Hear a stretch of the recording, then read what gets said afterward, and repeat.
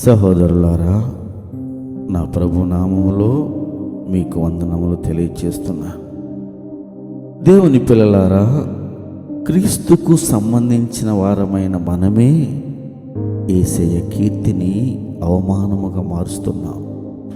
కీర్తనలు 4వ అధ్యాయము 2వ వచనములు ఇలా ఉంది: వ్యర్థమైన వాటిని ఆశిస్తూ భ్రమపరిచే వాటిని అనుసరిస్తూ ఉన్నారు కాబట్టి దేవుని కీర్తిని అవమానంగా మారుస్తున్నారని.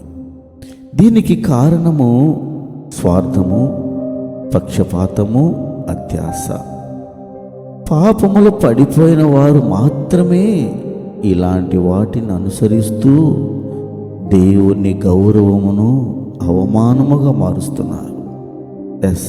గెహాజీకి ఎందుకు కుష్ఠరోగం వచ్చినది? బిలాము ఎందుకు దైవ దర్శనమును పోగొట్టుకున్నాడు? ధనాపేక్ష వలనే కదా. శపితమైన దానిని ఆశించే కదా ఆఖాను అగ్నికి ఆహుతైనాడు.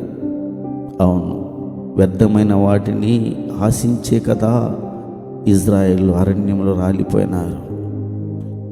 హేరోదు దేవునిని మహిమపరచలేదు కాబట్టే తను పురుగులు పడి చనిపోయినాడు.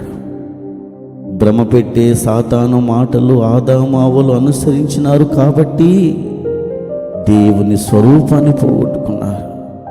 సో దేవుని పిల్లలారా, మనము ఏ స్థితిలో ఉన్నా, ఏ పరిస్థితిలో ఉన్నా, చివరకు ఏమైపోయినా మన యేసయ్య గౌరవమును అవమానముగా మార్చకుండా తుది శ్వాస వరకు మనము రోషము కలిగి జీవించుదాం. ఆమేన్, ఆమేన్, ఆమేన్.